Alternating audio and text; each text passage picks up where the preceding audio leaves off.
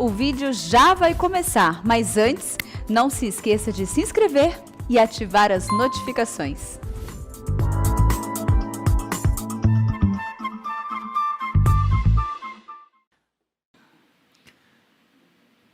Bendito seja Deus pelo privilégio que temos de, em tempos tão difíceis, encontrarmos esperança, refúgio na palavra de Deus. Deus tem uma palavra para você hoje. Não sei como você está, que luta você trava, que dor lateja em seu peito, como tem sido os seus dias, como é que você enfrenta as lutas dentro da sua família, que ansiedade, que angústia ronda a sua alma. Mas eu quero dizer que Deus tem uma palavra para você nesta noite. E eu convido você, aí onde você está, a pegar sua Bíblia comigo, abrir sua Bíblia, mantê-la aberta, para juntos considerarmos o texto que vamos ler agora, que é o Salmo 29. Abra sua Bíblia comigo, por favor. Salmo 29. O último verso desse salmo foi a base da liturgia do culto desta noite. E nós vamos considerar todo o salmo agora com a graça de Deus. O texto diz assim: tributai ao Senhor, filhos de Deus, tributai ao Senhor glória e força. Tributai ao Senhor a glória devida ao seu nome. Adorai o Senhor na beleza da santidade. Ouve-se a voz do Senhor sobre as águas. Troveja o Deus da glória. O Senhor está sobre as muitas águas. A voz do Senhor é poderosa. A voz do Senhor é cheia de majestade. A voz do Senhor quebra os cedros, sim, o Senhor despedaça os cedros do Líbano. Ele os faz saltar como um bezerro, o Líbano e o Sirion, como bois selvagens. A voz do Senhor despede chamas de fogo. A voz do Senhor faz tremer o deserto. O Senhor faz tremer o deserto de Cádiz. A voz do Senhor faz dar cria às corças e desnuda os bosques, e no seu templo tudo diz glória. O Senhor preside aos dilúvios como rei. O Senhor preside aos dilúvios como rei. O Senhor presidirá para sempre. O Senhor dá força ao seu povo. O Senhor abençoa com paz ao seu povo. Amém. Eu gostaria de pensar com vocês, à luz desta passagem, sobre a poderosa voz de Deus. Meus amados, este salmo, juntamente com o Salmo 8 e com o Salmo 19, retrata para nós a própria natureza como veículo da voz de Deus. Quando Deus fala não apenas aos ouvidos, mas também aos olhos. A cena deste salmo é uma tempestade que se forma no mar Mediterrâneo. E essa tempestade convulsiva atinge o norte extremo do país, lá no Monte Hermon, no Sirion. E essa mesma tempestade que varre o norte da nação, vai fazer tremer lá no extremo sul, o deserto de Cádiz. E quando essa tempestade chega em Jerusalém, no templo, quando toda a natureza incorpora a voz de Deus, na casa de Deus, no templo de Deus, tudo diz glória.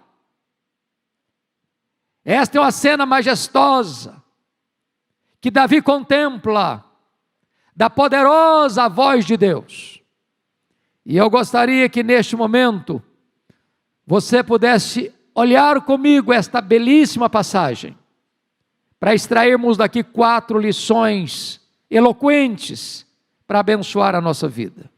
Em primeiro lugar, o Senhor é digno de ser adorado. Confira comigo os versos 1 e 2. Tributai ao Senhor, filhos de Deus, tributai ao Senhor glória e força.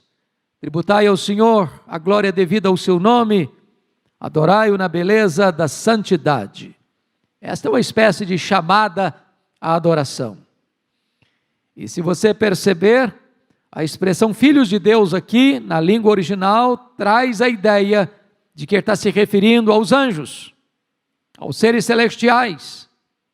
Ele está convocando as cortes celestiais a reconhecer a majestade de Deus, a glória de Deus, o poder de Deus, a força de Deus. E eles são conclamados então a adorar a Deus. E destacamos aqui 4 coisas. Primeiro, uma ordem expressa: tributai, filhos de Deus. Ou seja, os próprios anjos, os próprios seres celestiais, bem como os poderosos deste mundo, são conclamados, são ordenados a reconhecer a glória de Deus, a majestade de Deus, a força do Deus Todo-Poderoso. É por isso, meus queridos, que não dar glória ao nome de Deus é o começo da derrocada humana, da decadência humana. Se você ler Romanos capítulo 1, versos 18 a 28, está graficamente definido ali que não dar glória, a glória devida a Deus é o primeiro degrau do declínio vertiginoso. Deus é Deus, glorioso Deus, poderoso Deus. Os anjos, os homens e até os demônios precisam se curvar diante da sua majestade. Em segundo lugar, o destinatário certo: tributai ao Senhor, filhos de Deus, tributai ao Senhor glória e força. Em outras palavras, nenhuma glória imanente, nem qualquer força permanente pode ser atribuída a qualquer outra criatura, senão unicamente ao Criador. Só Ele merece culto, só Ele recebe a glória, só Ele é revestido de força e majestade. Mas em terceiro lugar, um reconhecimento necessário. Olha aí o versículo 2, a parte A desse salmo: tributai ao Senhor a glória devida ao seu nome. Quando você não dá glória a Deus, você está usurpando, subtraindo a glória que só a Deus pertence, só Ele merece. Quando você o exalta, quando você o glorifica, quando você o enaltece, quando você o bendiz, você está fazendo aquilo que Deus merece. Ele é digno. Ele é digno de receber toda a honra, toda a glória e todo o louvor. Ele é exaltado, portanto, acima de toda a criação, e toda criatura nos céus e na terra devem reconhecer a glória devida ao seu nome. Mas em quarto lugar, precisa ser de uma forma adequada, porque o verso 2 diz: adorai o Senhor na beleza da santidade. Eu não posso me aproximar de Deus de qualquer jeito. Eu não posso estabelecer os meus próprios critérios e formas de adorar a Deus. O próprio Deus já prescreveu a maneira como Ele quer ser adorado, como Ele deve ser adorado. E o texto nos informa que nós devemos adorar o Senhor na beleza da sua santidade. Deus é santo. Mas há uma segunda verdade nesse texto, irmãos, que é a voz poderosa de Deus. Vejam vocês comigo a partir do verso 3, onde essa voz pode ser ouvida na tempestade, no vento, no fogo e na presença manifesta de Deus. E eu queria então que você olhasse comigo a 3 verdades aqui que me chamam a atenção e eu destaco. Primeiro, a poderosa voz de Deus na tempestade. Veja comigo o verso 3. Ouve-se a voz de Deus sobre as águas. Troveja o Deus da glória. O Senhor está sobre as muitas águas. Note você que este trovão não é o rugido da natureza, mas o rugido do Senhor. Não é a voz da criatura que se ouve, é a voz do Criador. Não é a natureza por si mesma, mas a natureza sendo instrumento do Criador para falar majestosamente ao homem. A natureza não age por si mesma. Ela não age independentemente de Deus. Ela foi criada por Deus, ela está debaixo da autoridade de Deus, ela é governada pelas leis de Deus e ela é instrumento da própria manifestação de Deus, ela é o veículo da própria voz de Deus. Mas em segundo lugar, a poderosa voz de Deus é irresistível. Olhe comigo o versículo 4. A voz do Senhor é poderosa, a voz do Senhor é cheia de majestade. Quando Deus troveja, não é o trovão, quando Deus troveja. Então diz a Escritura que anjos, que homens, que animais, que demônios, que a natureza, enfim, precisa tremer diante da sua voz, porque ela é poderosa. Deus ordenou e céus e terras surgiram. Deus dá uma ordem e o vento se acalma, Deus dá uma ordem e o mar se aquieta, Deus dá uma ordem e a tempestade chega, Deus dá uma ordem e a natureza toda se curva diante da voz dele, os céus e a terra surgiram diante da voz dele, os mortos ouvirão a sua voz e sairão dos túmulos, ele dá uma voz e diante da sua palavra, os inimigos de Deus caem por terra, a voz de Deus é poderosa. Mas mais do que isso, terceiro lugar, a voz de Deus produz efeitos tremendos. E agora Davi vai demonstrar para nós a sétupla voz de Deus. Durante 7 vezes, ou por 7 vezes, Davi vai descrever para nós como é que essa voz de Deus é poderosa. Vejamos, por favor, a partir do verso 5. Primeiramente, queridos, verso 5 diz: a voz do Senhor quebra os cedros, despedaça os cedros do Líbano. Aqui a ideia é que o Líbano, vocês todos devem saber disso, na época que Davi viveu, que fica lá no extremo norte de Israel, no limite lá do Monte Hermon, possuía as mais luxuriantes florestas do mundo, com as árvores mais altas e mais pomposas do mundo, com a madeira mais nobre do mundo. O cedro do Líbano era famosíssimo no mundo inteiro, árvores frondosas, matas imensas. E Davi não consegue encontrar uma figura melhor para descrever o poder da voz de Deus, como esta, de que a voz de Deus devasta, quebra o cedro do Líbano. A voz do Senhor quebra os cedros. O Senhor não só quebra, despedaça os cedros do Líbano. Pense você que se Deus é capaz de quebrar estas árvores tão frondosas e tão robustas, Ele é poderoso com a sua voz de quebrar também o orgulho, a soberba, a arrogância ou a dureza do coração do homem. Mas em segundo lugar, veja comigo o versículo 6, por gentileza. Ele os faz, ou seja, faz os cedros do Líbano saltar como um bezerro, o Líbano e o Sirion como bois selvagens. Então a voz do Senhor faz saltar o que parece inabalável. Ele está usando uma poesia para dizer para nós o seguinte: esses cedros diante da poderosa voz de Deus, eles começam a saltar. Mas não é só as árvores, não. O país inteiro, o Líbano, salta diante da majestosa voz de Deus. E não é só o Líbano, não. O Sirion aqui é um termo parecido, que descreve como sinônimo o Monte Hermon, que é o monte mais alto de Israel. Diante da poderosa voz de Deus, o monte, a nação e o que tem dentro dessa nação salta como um bezerro no campo. Aquilo que está solidamente plantado, aquilo que parece inabalável, inamovível diante da poderosa voz de Deus, começa a se mover e se saltar. Terceiro, olha comigo o verso 7. A voz do Senhor despede chamas de fogo.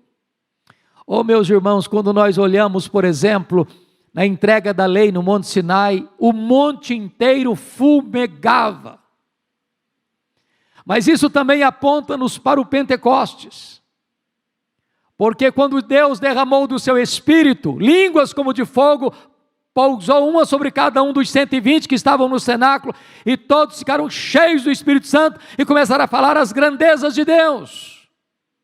A voz do Senhor despede chamas de fogo, e este fogo é o fogo que purifica, este fogo é o fogo que ilumina, este fogo é o fogo que aquece, este fogo é o fogo que alastra. Esta voz é poderosa e ela despede chamas de fogo, ela é irresistível. Mas em quarto lugar, veja comigo o verso 8. Está escrito o seguinte: a voz do Senhor faz tremer o deserto, o Senhor faz tremer o deserto de Cádiz. Eu quero que você olhe comigo na perspectiva da geografia bíblica, porque começa a descrever a voz das muitas águas, as muitas águas, que certamente é uma referência ao mar Mediterrâneo.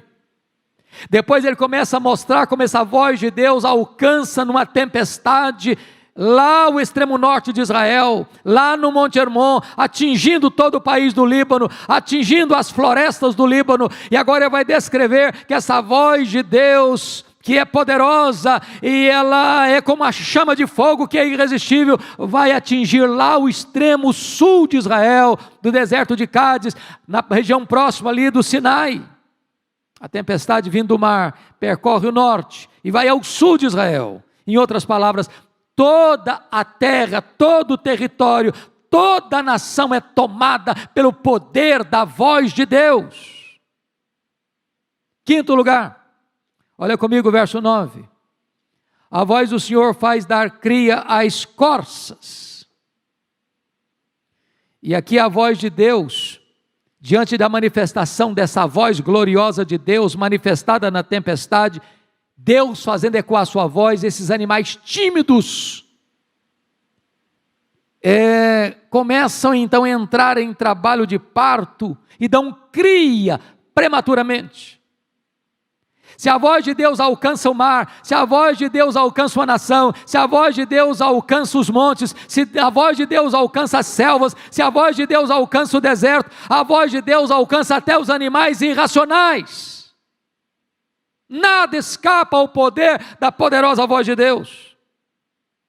Mas em sexto lugar, veja comigo o verso 9, a parte B. A voz do Senhor desnuda os bosques. A voz do Senhor desnuda os bosques. Agora ele está abrangendo não apenas as luxuriantes florestas do Líbano. Agora ele está descrevendo que não há sequer um bosque, porque está no plural, que possa resistir à poderosa voz de Deus. Isso era o que existia de mais sólido no mundo, de mais portentoso no mundo, no tempo de Davi. E ele está dizendo que as estruturas mais fortes, que as estruturas mais rígidas, que as estruturas mais fixas na terra serão abaladas diante da poderosa voz de Deus. Mas a sétupla voz de Deus, em sétimo lugar, olha comigo o versículo 9, na parte C, quando diz: e no seu templo tudo diz glória. Agora Davi, que viu essa tempestade surgir do mar Mediterrâneo, invadindo o norte de Israel, invadindo o Líbano, invadindo as florestas cheias de cedros empinados aos céus, descendo até ao sul no deserto de Cádiz, entrando por todos os bosques do tempo da época. Agora esta voz recorre a Jerusalém e chega no centro da nação, chega no santuário, e diante do santuário tudo diz glória, porque é o Deus glorioso que está se manifestando com a sua poderosa voz. Na verdade, este Deus que cavalga nas asas do vento, transforma toda a natureza que Ele criou em instrumentos da sua voz, e a natureza inteira, como um grande coral, começa a exaltar o Deus Todo-Poderoso, e esta orquestração de todas as vozes, e esta união de todas as vozes, não tem outra música a cantar, senão esta: ao Senhor toda a glória, glória, glória, glória, seja dada ao nome do Senhor, pela sua majestade, pelo seu poder. Nenhuma língua fica muda no templo de Deus, quando a glória de Deus é o tema dessa música. Pois bem, amados, agora caminhamos para a terceira lição desse texto.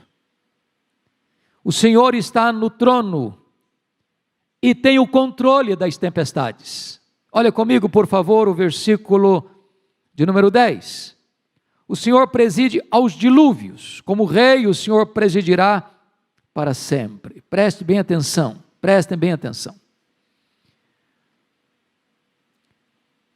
Nada impõe mais medo ao homem, numa linguagem bem humana, do que a natureza em fúria. O poder da ciência, o poder econômico, o poder político, o poder dos homens não podem fazer face à força da natureza. Os terremotos, os maremotos, os tsunamis, os furacões, os tufões. E aqui está Davi, o doce cantor de Israel, retornando o seu coração ao passado e lembrando do dilúvio, que foi global, que afundou toda uma geração na água, porque as águas brotaram de baixo, as águas caíram de cima, e durante 40 dias a terra foi totalmente tomada pelas águas do dilúvio. E Davi está dizendo que este grande fenômeno do juízo de Deus não aconteceu pela fúria da natureza, como se a natureza tivesse independência para agir fora do Criador. Ao contrário, ele está dizendo que Deus é quem preside os dilúvios. Nós cremos na soberania de Deus. Nada acontece na história, nada acontece na terra, nada acontece no mundo sem que Deus esteja no controle absoluto. Nós estamos vivendo uma pandemia, as nações estão completamente aturdidas por essa crise, os homens estão confusos nesta crise, os cientistas estão tantas vezes também confusos nesta crise, os governantes também estão confusos nesta crise, e nós afirmamos com todas as forças da nossa alma que Deus é soberano, e que Deus está no trono, e que as rédeas estão nas mãos de Deus, e que Deus não perdeu o controle, e que Ele preside sobre os dilúvios da história. Mas para que nós não tenhamos qualquer medo ou dúvida com respeito ao amanhã, com respeito ao futuro, o salmista vai dizer no verso 10 assim, preste bem atenção nisso: como rei, o Senhor presidirá para sempre. Ele presidiu no passado, Ele preside no presente e Ele presidirá no futuro. Você não precisa ter medo do futuro, porque Deus está no futuro. Você não precisa ter medo do futuro, porque o futuro não está nas mãos dos homens, o futuro está nas mãos de Deus. Você não precisa ter medo do futuro, porque não é o mal que prevalecerá, não é a mentira que prevalecerá, não é a injustiça que prevalecerá, não é o engano que prevalecerá, não é o diabo que prevalecerá, não é o anticristo que prevalecerá, não é a violência que prevalecerá. Deus prevalecerá. Ele reina, e a história não está à deriva, a história não está como um caminhão sem freio ladeira abaixo, a história caminha para uma consumação, e a vitória de Cristo e da sua igreja, e convém que ele reine, até que coloque todos os seus inimigos debaixo dos seus pés, e então ele entregará o reino ao Deus e Pai, para que ele seja tudo em todos, e no seu templo tudo diz glória.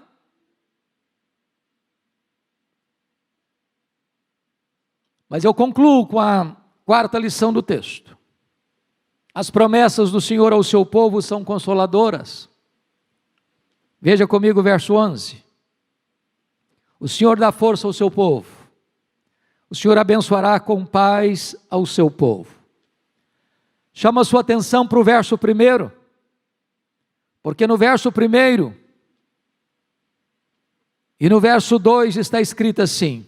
No verso 1, tributai ao Senhor, filhos de Deus, tributai ao Senhor glória e força. Anjos e homens precisam reconhecer que a glória pertence a Deus e que a força está nas mãos de Deus.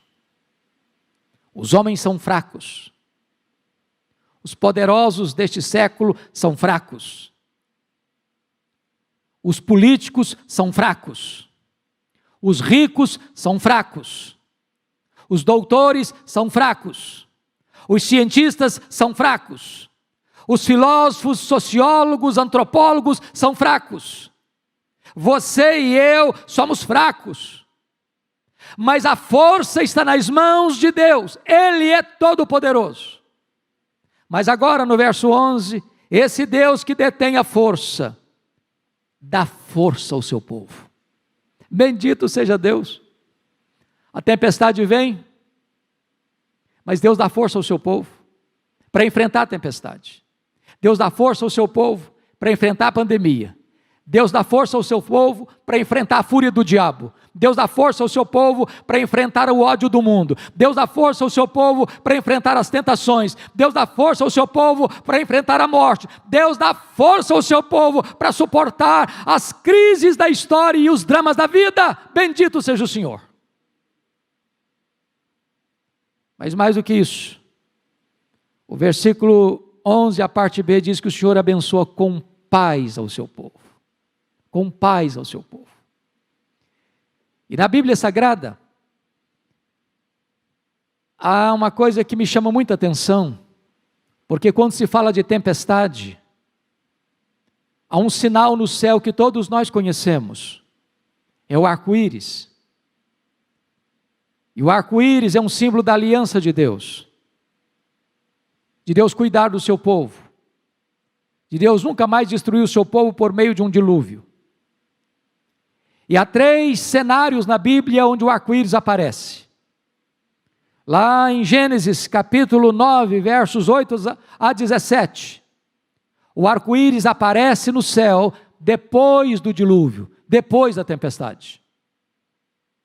Mas também em Apocalipse 4:3, está escrito que João vê o arco-íris antes da tempestade. Porém, em Ezequiel, capítulo 1, versos 26 a 28, Ezequiel vê o arco-íris no meio da tempestade.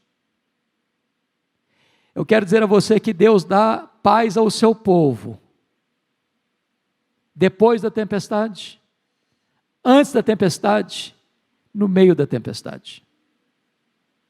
Deus dá paz ao seu povo, antes da pandemia, durante a pandemia, depois que a pandemia foi embora. A nossa paz não decorre da circunstância. A nossa paz procede da presença de Deus no meio da sua igreja. Ele abençoa o seu povo com paz. Você que talvez não está dormindo à noite, você que está ansioso, você que está com medo, você que está angustiado, você que está com medo do amanhã, você que está com medo de ficar doente, você que está com medo de ficar hospitalizado, você que está com medo de ser entubado, você que está com medo de faltar oxigênio, você que está com medo de faltar vacina, eu quero dizer para você que Deus lhe dará paz. Antes da tempestade, durante a tempestade, depois da tempestade, porque Deus abençoa o seu povo com paz. Ele dá força e Ele dá paz. Portanto, só nos cabe agora obedecer a ordem dada aos seres angelicais, agora dada também à sua igreja. Tributai ao Senhor, filhos de Deus, tributai ao Senhor a glória e força, tributai ao Senhor a glória devida ao seu nome, adorai-o na beleza da santidade. Que Deus abençoe o seu coração, que Deus abençoe a sua vida, que rendamos toda a glória devida ao nome do nosso glorioso Deus. Amém.